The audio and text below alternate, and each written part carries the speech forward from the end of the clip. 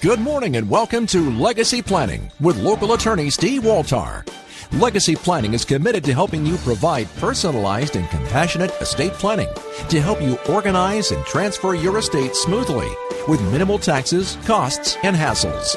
Steve has the mind of an attorney and the heart of a pastor, and he'd love to take your call this morning to answer your estate planning questions. The lines are open at 1-800-955-8200.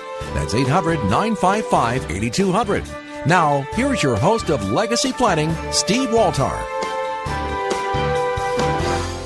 Good morning, Seattle. This is Steve, and yes, I'm here at downtown Seattle, live and local, and I tell you, if you look at the news these days, there is nothing happening but a big snowstorm back east. I am telling you, that is all over the place.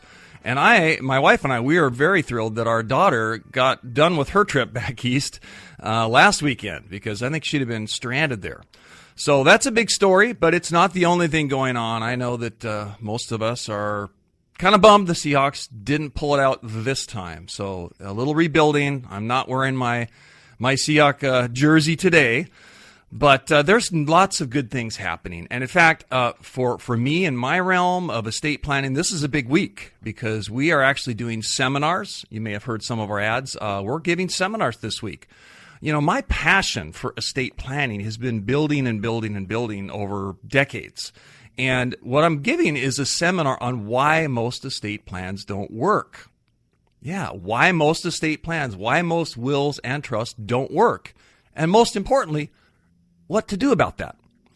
You know, I thought I did brilliant wills and trusts. Most attorneys are kind of egoists a little bit, and they think they do brilliant wills or trusts or powers of attorney. And before the show, I was talking with someone about, what's the cost of a will and trust, and I'm happy to talk about that.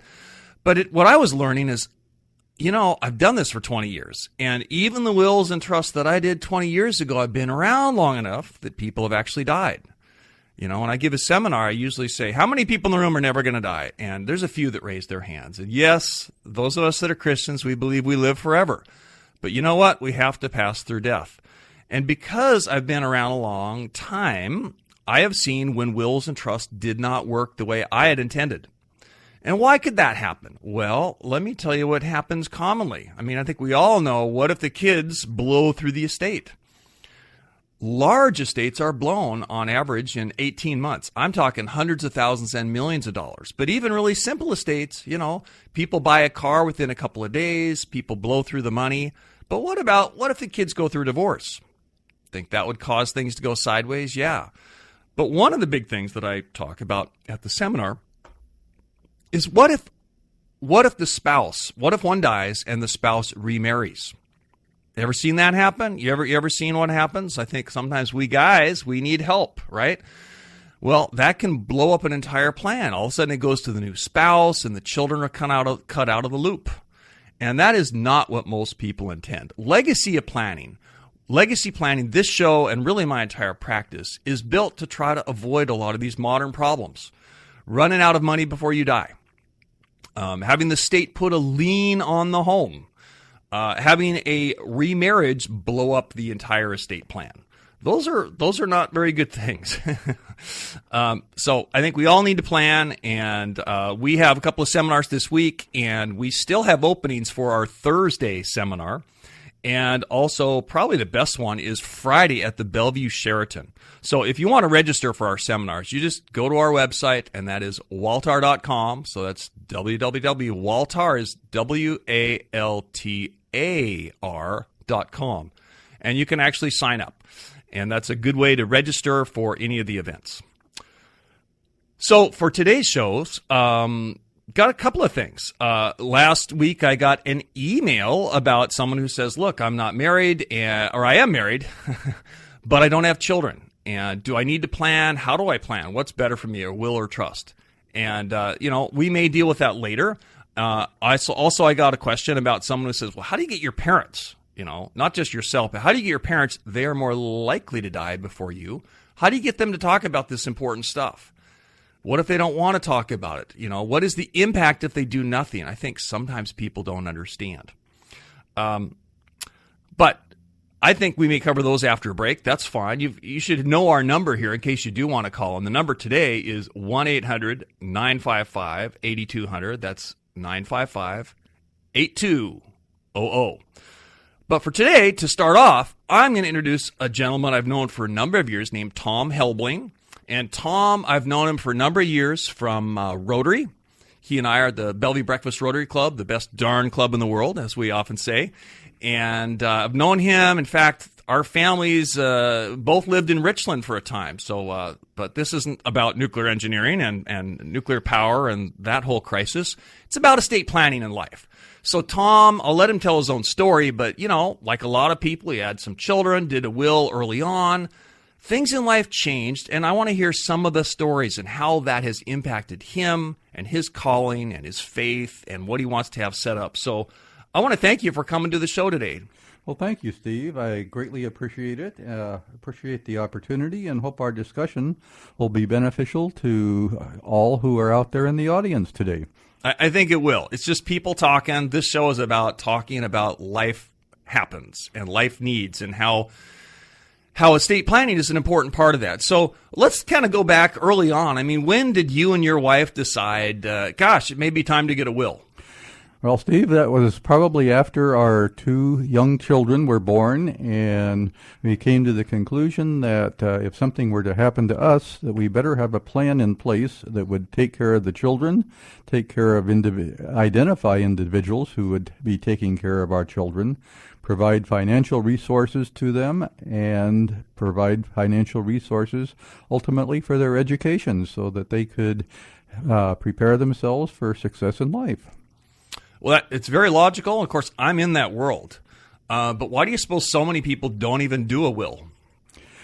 I think a lot of people are just afraid to face death and what that may mean. Right. Yeah. So how long did you and your wife talk about this before you actually sat down with an attorney? I think we probably chatted for several months and got a lot of our thoughts in place of kind of how we would like to handle these things. So that we were prepared to talk to an attorney and give him the information that made sense to us. Okay. Let me ask a question. This comes up a lot. When you were trying to decide to list a guardian for the children, did you decide to have the same, family or couple or individual that was going to be the guardian, the person to decide where your kids go to school and if they attend church and where, and making healthcare choices, the guardian? Did you have a different person that was going to be the trustee or the money manager, or did you decide kind of the same person? In our particular case, we decided it would be the same person, both from the standpoint that the individuals we chose had great parenting skills and also had good financial skills and planning skills, so that they would not burn through the resources that we would provide in a short time frame, and that the resources would be there to meet our ultimate goals and objectives. Yeah, that's a really important thing. I tell people it is hard to replace yourself. People don't want to face their own mortality, right? Because, when you're a parent, you're doing it all, right? You're making the choices, you're being the parent, and you're also in charge of the money. If you have a question on who the heck would you, list as a guardian for your minor children, or how the heck do you choose a trustee, give us a call at 1-800-955-8200. We're here to answer those calls. 955-8200. So, Tom, fast forward a bit. I mean, you did a plan, and did you have any sense of peace of mind after you got that in place? Well, that meant a lot to us. It meant a lot to my wife and myself, just knowing that those things had been taken care of and that there wasn't the black cloud hanging out there over our heads. Exactly. And you strike me as the sort of planner yourself. Is that right? That's correct. At least one person in a marriage is typically the planner. Sometimes the other one isn't. I tend to see that women are the great motivators. And when people come in, they say, okay, why are you here today? And the husband says, well, my wife twisted my arm enough. Every time we hop on a plane, we're worried about something. And so often women are the great motivators. But yeah, it's a very responsible thing to do and get a plan in place. So fast forward, I mean, I don't know if we want to talk about what happened to you health-wise yet, or just what changed when, your kids were adults. I mean, did you revisit the estate plan at some point? Yes, we did, Steve, and I think this is something that's important to everyone out there who has a plan. We probably should have done it sooner, but when our kids graduated from college, got married, and we looked back at our former estate plan, we could see that the goals and objectives we had early in life did not meet what the current ones were. So we did. You mean life changed on you over that time? Yes, 20 years, a few things change. Right. You no longer need to list guardians for the children, and in fact, sometimes I find people would actually want their children to be their powers of attorney or the successor trustees or things like that. Absolutely. And those are some of the changes we made. Some of our goals had changed at this point in time in life. We wanted to make sure that our children were taken care of properly in our estate, and that grandchildren, and most importantly, the education for those grandchildren, were properly addressed. Ooh, that's a good one. Good one. So I don't know if when you revisited the plan, but how do you determine whether you want to provide for children or grandchildren? I think in our case, both were important.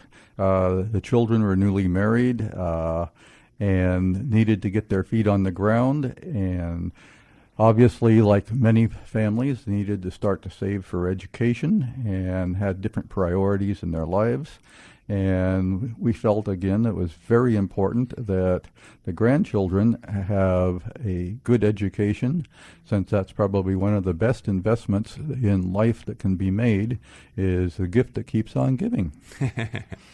That's a great line from Christmas Vacation. Clark, that's the gift that keeps on giving. So did you actually incorporate that in a revised estate plan? Yes, we did. Okay.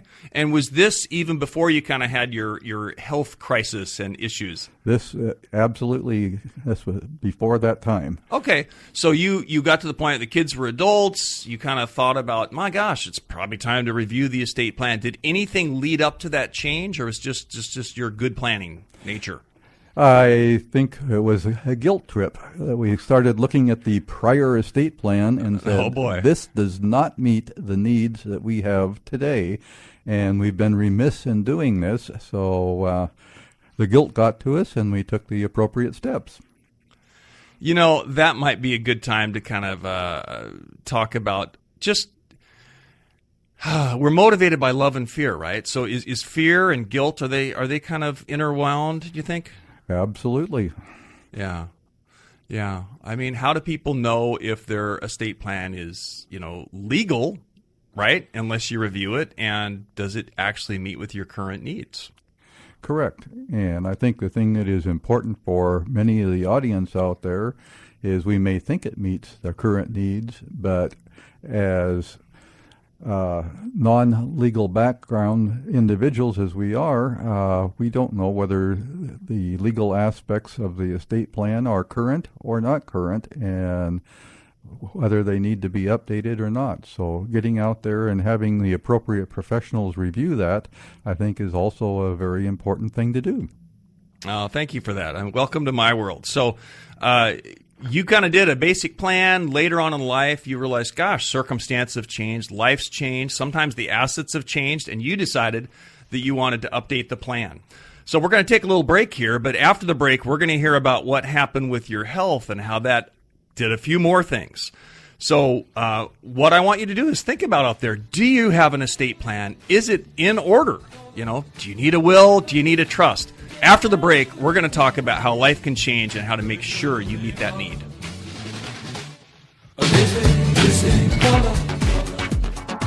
Legacy Planning with Steve Waltar. Has it been over 5 years since you've reviewed your estate plan? Well, the laws keep changing. You'll definitely want to keep listening. The lines are open at 800-955-8200. That's 800-955-8200. Legacy Planning. Live and local. This is Legacy Planning with Steve Waltar.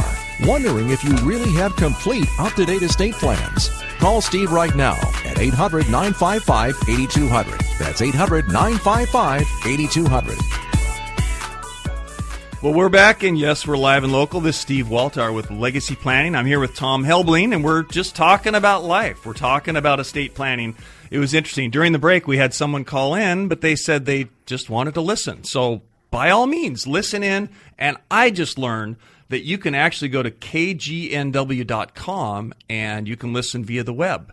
I bet you my parents would like that. They're out of town. They were here with my brother who had to go to the hospital, and he had some issues, and they were here. I thought they might be able to kind of listen to the show live, but thankfully I've got great parents that are wonderful grandparents, and I think that's kind of where we left off here, is that you modified your plan, Tom, right, at some point because you wanted to make sure that it provides something for the grandchildren. Absolutely. Considered that a very high priority in our lives. Yeah, that is great. Let's stay on that just for a moment longer, because I find so many of my clients wrestle with that. They love their children, but sometimes they really love the grandchildren.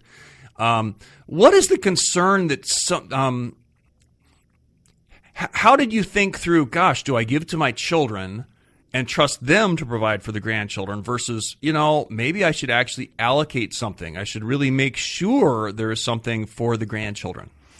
In our particular case, both of our children have been quite successful in their careers and so forth. And as in our own family, my father did some planning that really helped us in educating our own children. And that left kind of a legacy on our heart. Tell me more about that. How did he do that? My father had a farm machinery business for many years, along with a couple of his brothers. And prior to selling the business, they started transferring stock in the business to us and our children. Okay, so transferring some to the children and to the grandchildren. Correct. And in the case of the grandchildren, being when the business sold, there was a chunk of cash there, but there was a very low basis on that stock. And obviously, the tax bracket of the grandchildren was very low compared to our tax bracket. So that provided, from a tax perspective, many more dollars that could be used for the children's education. And so that was a great help to us, a great help to our children, and a great legacy that the children can see that their grandparents provided. Now, that's a great story. I call that giving with the warm hand. While you're alive, you can do certain things as opposed to the cold hand when you've passed. I think that's great. At our firm, sometimes people want me to create an LLC, a limited liability company, because they've got a rental or they want asset protection. But there are also times that people have substantial assets and they want to maybe start gifting to children or grandchildren to either save income taxes, pass it on to someone with a lower income tax reporting requirement, and or to do some real estate tax savings. And in your case, what a wonderful example, because by gifting it before it was sold, then all of a sudden that turned into cash that helped with education. That's correct. Oh, that's great. That's a good thing. So you can call in if you've got any question about estate planning, and we're at 1-800-955-8200. That is 1-800-955-8200. Tom, I want you to tell me about your trip to the desert and what happened. Yes, Steve. We had quite a experience in the last year. It was October 23rd, 2014, just 15 months ago. My wife and I had a little snowbird home down in the California desert, and we went down there. 5 days later, our dog was out in the backyard, found a prize stick. He had come in, he was shredding it on the bed, and I thought I would grab that stick. He decided to grab for it at the same time, and he bit me in the hand. The one and only bite in 10 years of this dog's life. 2 days later, my hand was double its size. We were into emergency rooms. I found out I had 0 white blood cell count. So oh boy! White cells are what fight infections. Yeah. 2 days later, with a bone marrow cell tap, they found out I had acute myeloid leukemia. 2 days later... Say that one more time. Acute myeloid leukemia. That sounds pretty bad. AML. Yeah. It was. Okay. It was not an easy leukemia, as some are. We were blessed by my sister-in-law, who was a cardiology professor at the university, got us tied into the #1 acute myeloid leukemia oncologist in the nation at Seattle Cancer Care. And I was accepted for treatment there. We flew home, and now, 15 months later, 3 sessions of chemo, a bone marrow cell transplant. I am leukemia-free. Oh, praise God. Praise God. And what's even better is my chance of reoccurrence has dropped to 10%. So we have been blessed abundantly, not only in the health arena, but in the arena of relationships with family, friends, and so many other blessings that have come into our life during that time frame. All right, so let me recap here. So you were bit by a dog, and of course, no one's really happy when we face pain or adversity. You had to go to the ER. Your hand was swelling like crazy, and now you kind of look back on that was God's little sign that something was going on, and He wanted to draw attention. Absolutely. It may have been the dog's nose and God, or it may have been God alone. So if you would not have learned that you had this kind of leukemia early on, what would that have meant? Well, it could have meant a couple things. Number one, it would have shown up sooner or later, but who knows what the crises may have been. Right. And number two, by learning about this early on, I think it has substantially helped the treatment and my chances of survival. You know, if you're out there and you're wondering, my gosh, what would happen if you had to go to the hospital? Do you even have healthcare powers that are legal and effective? Have you done anything since 2003 when the HIPAA laws changed? You should call in, and we'd be happy to talk about that. Our number here on the radio, live in Seattle, is 1-800-955-8200. That is 1-800-955-8200. So, Tom, in all of your, chemos and hospital, and you've even done a bone marrow transplant, right? That's correct. I have the cells of a 22-year-old German young man in my body, which decreases my average life to only 45 years of age. Jawohl, that makes you strong and resilient. That's great. Did you ever need to exercise any of the powers of attorney? In our particular case, we did not. We were able to sign all of the paperwork ourselves, but had my health situation been worse, those powers of attorney would have been very helpful to have. Also, the hospital requested that we provide them with those copies of our healthcare powers of attorney so they would have those handy in the event they were needed. That's an excellent point. I when I do plans for people, I usually do an extra copy of the healthcare power, the HIPAA, and I tell them to give a copy to their primary physician. I don't usually tell them to give them the living will, the unplug me if I'm brain dead. I think it's better to pull that out if the family's ultimately ready to let go. But another thing that we do for our clients is we have this thing called DocuBank.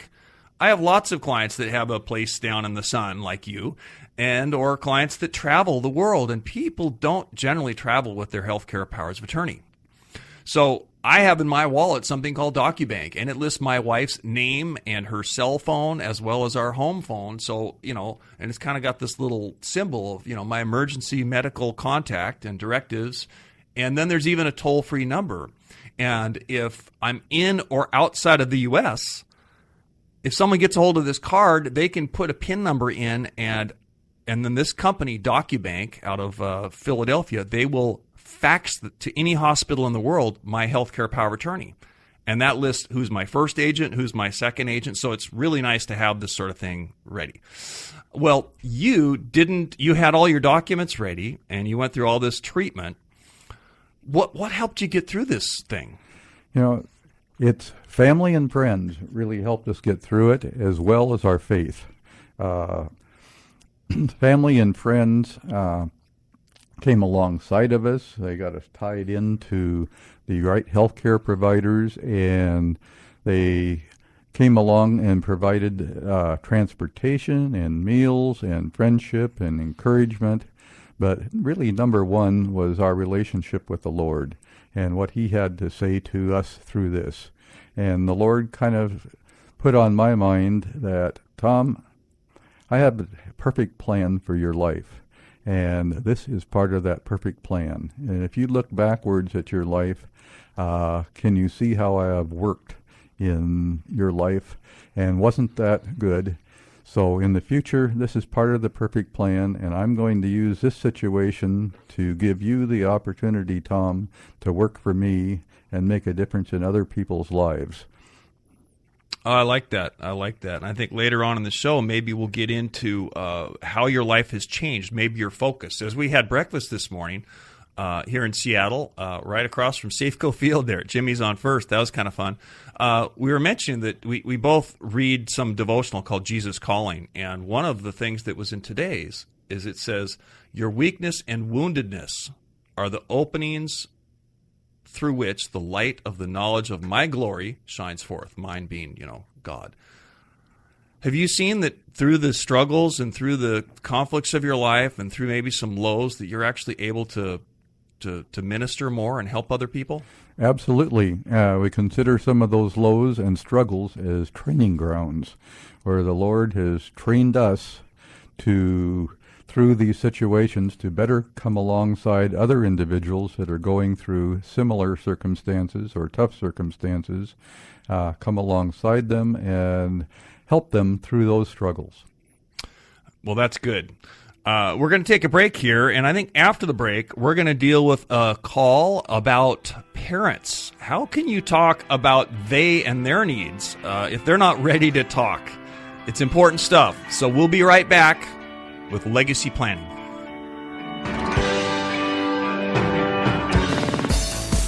Do you need a will or trust or no planning at all? You're listening to Legacy Planning with Steve Waltar. Join in the conversation at 800-955-8200. That's 800-955-8200. Legacy Planning. You're listening to Legacy Planning with Steve Waltar. Join in the conversation now at 800-955-8200. That's 800-955-8200. We are back. This is Steve Waltar, and we are here. We're live and local, and actually, I think what we're going to do is we're going to take a call from Rich, who is actually in downtown Seattle, and I believe he had a question about, my gosh, how do you get your parents to talk about this important stuff? Well, so I'm of an age where my parents are kind of on the precipice, and my father is really reluctant to make up some sort of estate planning system. I have two sisters. I imagine he wants to have his estate distributed to his children or his grandchildren, but he's really reluctant, and I don't know how to convince him that this would be a really good idea. I don't want to have to argue with my sisters about who gets what and how much and such like that. So I was hoping that I could come up with some good advice that would help me convince him to set up some sort of estate planning. Yeah, I hear this a lot. It's difficult to talk with parents about death and dying, because you don't want them to think, oh my gosh, I'm looking for an inheritance. So what I find is sometimes one approach, Rich, might be to reflect with them when life happens. In other words, if you see something in the news that someone passed away, or if they're already going to a funeral or a memorial of a loved one, you say, hey, are all your documents in order? I mean, you kind of throw out teasers. You don't want to get confrontational. You need to do this or that or whatever. Do you think something like that would be an effective strategy to at least begin the conversation? My dad's kind of stubborn, but I can certainly try that. I mean, it's a good handle to use on it. Well, here's another one that often works, and that is to talk about your own planning. And I don't know, do you are you single or are you married? I'm married. Okay. My wife and I are going to celebrate our 30th anniversary this summer. Oh, congrats. But we have no children. Okay. That was my own comment about legacy planning, is how do you distribute your estate when there's not an obvious person to distribute it to? Okay. So there's two issues here. One is, what's a proper plan for you and your wife? Yeah. And then, if indeed you sat down with an attorney and did a plan or began this discussion, would you feel comfortable to kind of share some of that with your dad as a springboard to say, hey, this guy really helped us. Why don't you go meet with him? Certainly, I can't say, well, how come you don't have a will when I don't have a will myself? Oh, ye hypocrite! Yeah. So can I ask you some questions about you and your wife? Sure. So, do you guys do you have agreement on where you would want things to go? Who would be beneficiaries if you both were to die?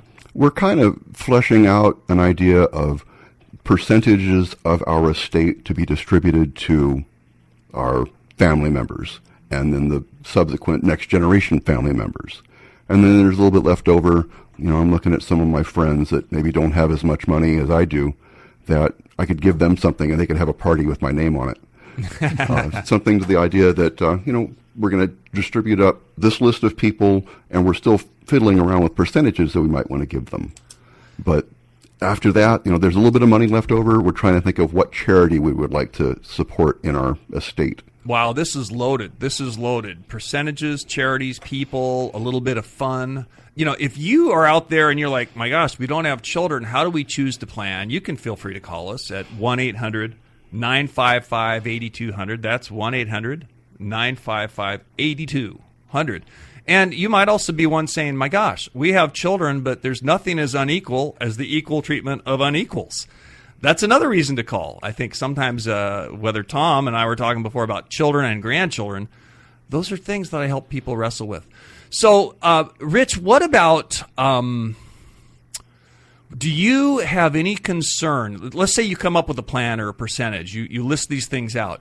Would you have any concern that if you died first and you let everything go to your wife, what if she changed the plan? Would that bother you or not? Well, I'd be dead, so really wouldn't notice. But no, I trust her implicitly. If obviously if I were to pass, then she would be the inheritor of my entire estate. I'm not worried about that. And however she would decide to divide that up, that's kind of up to her. What we're doing now is kind of setting up this plan for, we both snuff in a car wreck at the same time. Yeah. What happens then? Right. Or, right. If it were just me and she does pass before I do, what happens? Sure. Setting up. Sure. So what I'm hearing is you'd want everything to go to each other, and you're really not concerned if the survivor were to change the plan or remarry or whatever. No. Okay, so it's all to survivor. So do you own any real property? We own our house. Good for you.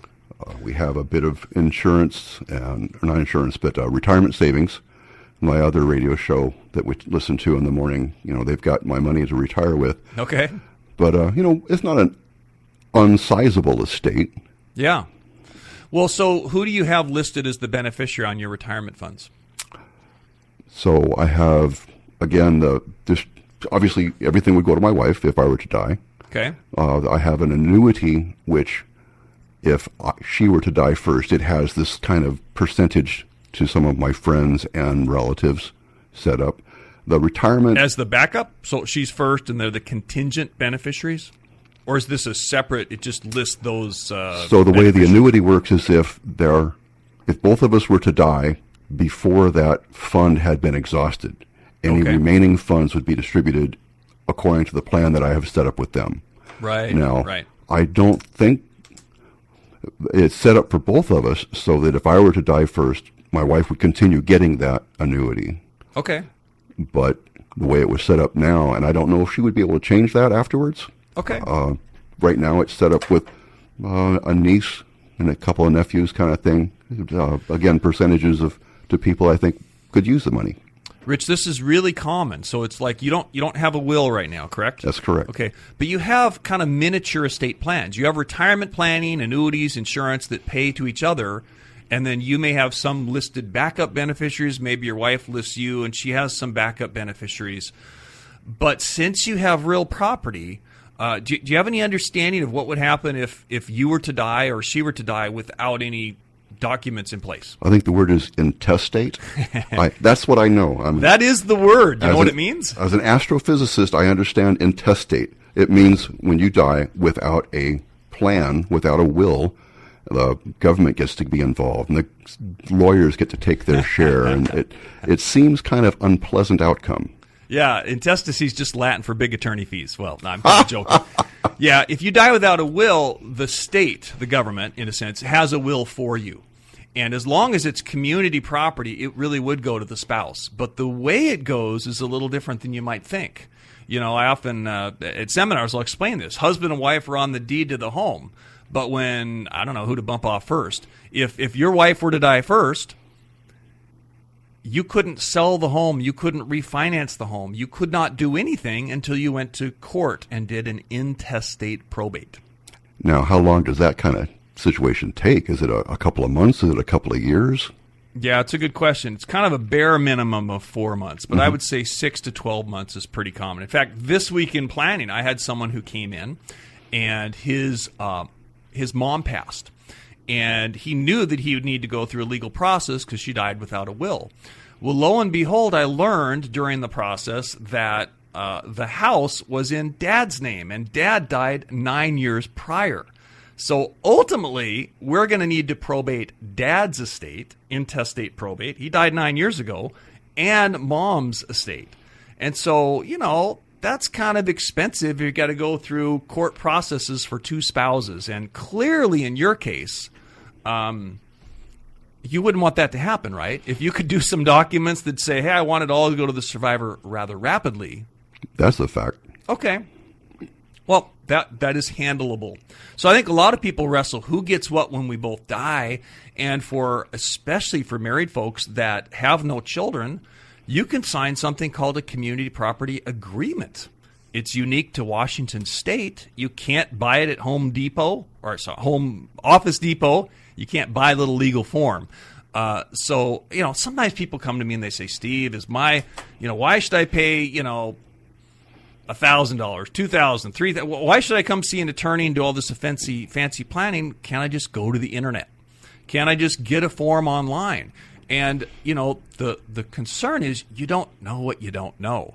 You and your wife could probably go draft a will that says, I love you, honey, but it wouldn't avoid court.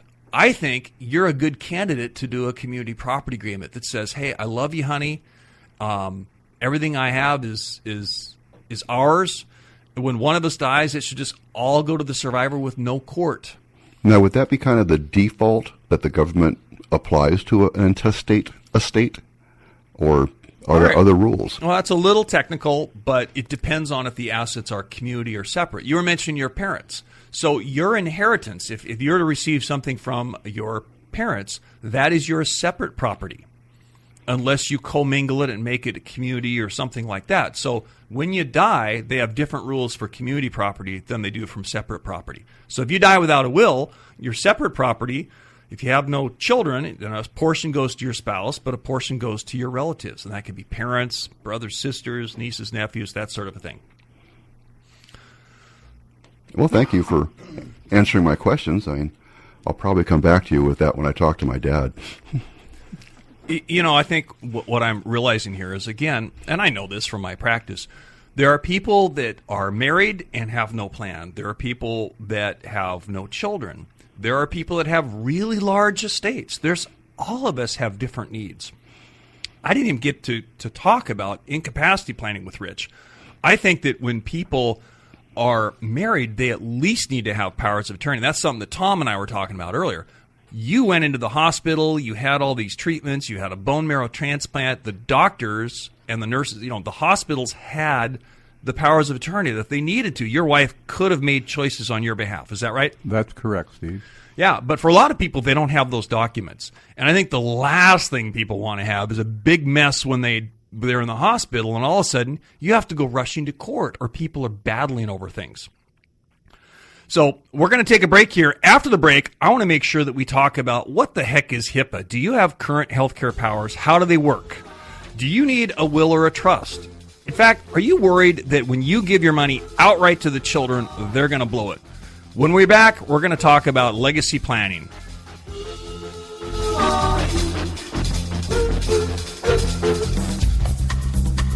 Legacy Planning. You're listening to Legacy Planning with Steve Waltar. Is there ever a good time to do estate planning? Ask your kids. They'll know that right now would be the perfect time. Call in for the right answers at 800-955-8200. That's 800-955-8200.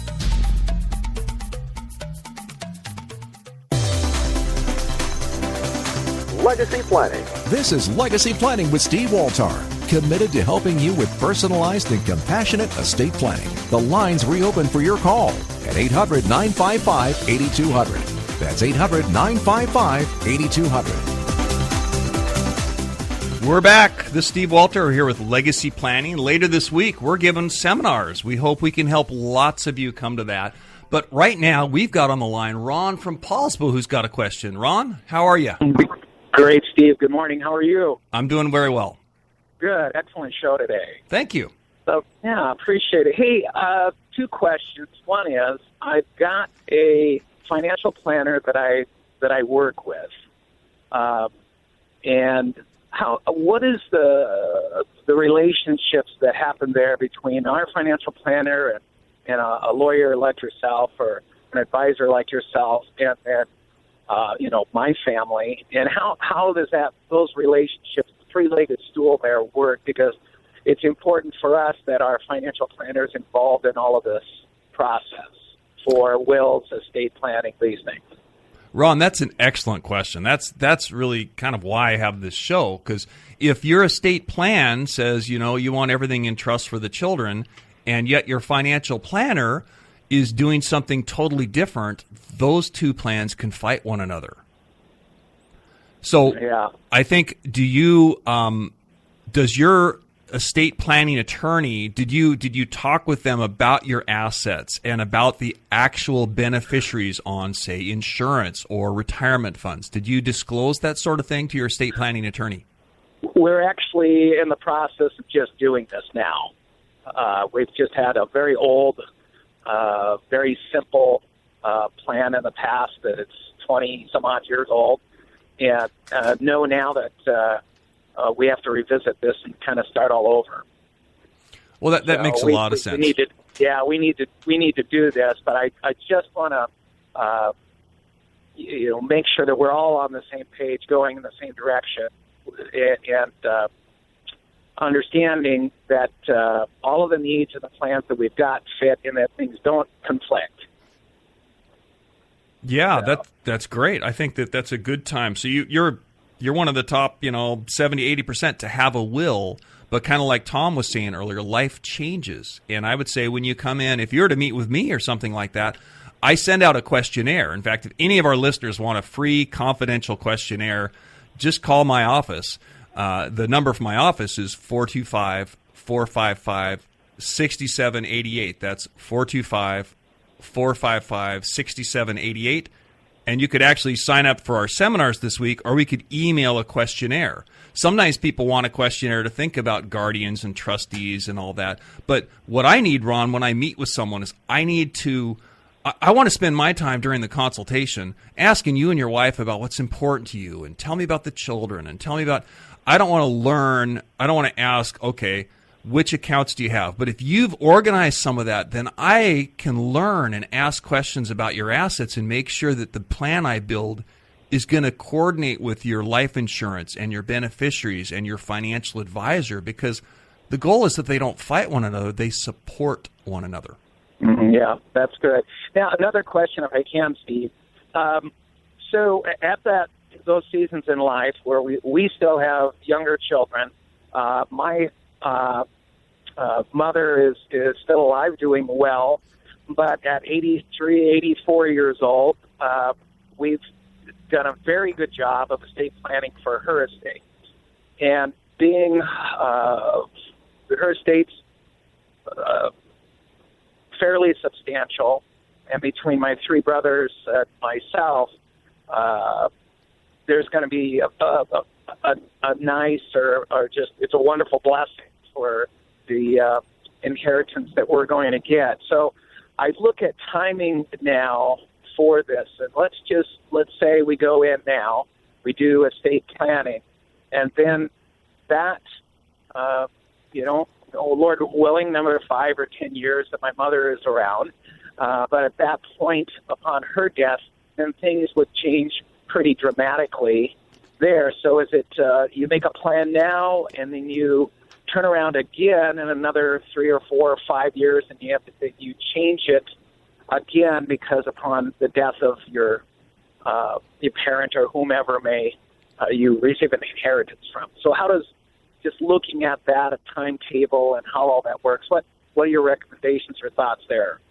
Okay, that's a good one. You say your mom's got a pretty good plan. I'm kind of hearing that maybe it's like, how often should you review that? And then, my gosh, sometimes when parents do die, then children often inherit money, and that may change the plan. Is that the two things you're kind of getting at there? Well, it may change my plan. So exactly. Let's say, my plan would change if all of a sudden there's, property that comes, a certain amount of cash or stocks that come, and then all of a sudden that certainly changed what at least I've got sitting in my bank or in my investment account. Yeah, that's perfect, Ron. At our firm, we offer people, our existing clients, a free review every 3 years. And like Tom was saying earlier in our, my guest here, he did a plan when his kids were minors, and things changed when they were adults. You're raising the question, my gosh, what about when I get an inheritance? Probably my assets have changed. That would be a natural time for you to come in and do a review of your estate plan. Okay, great. Good. Thank you so much. Thank you for the call, Ron. You bet. Bye-bye. So I'm going to use that as a segue to talk about who the heck should come to our seminar. Anyone that has a home would be a good candidate to come to our seminar. Anyone that has children and or grandchildren and is thinking about how do you give to them properly? How do you make sure they're not going to blow the estate immediately when they inherit it? Some people are worried the state's going to put a lien on your home. Do you want to have anything there to make sure that the state's not going to put a lien on the home and then there's nothing left for the children and or the grandchildren? Tom, I want to thank you for being my guest today. Thanks for sharing your story. Appreciate it, Steve. Appreciate the opportunity, and thank you and your audience. I hope we've helped them with some of their thoughts. Well, you've been listening to Legacy Estate Planning with Steve Waltar, live and local here in Seattle. And by all means, go to our website, waltar.com, WALTAR.com, and see if you can come to one of our seminars in Bellevue this next week. Thanks for listening to Legacy Estate Planning. We hope to hear more from you later this week and in the future.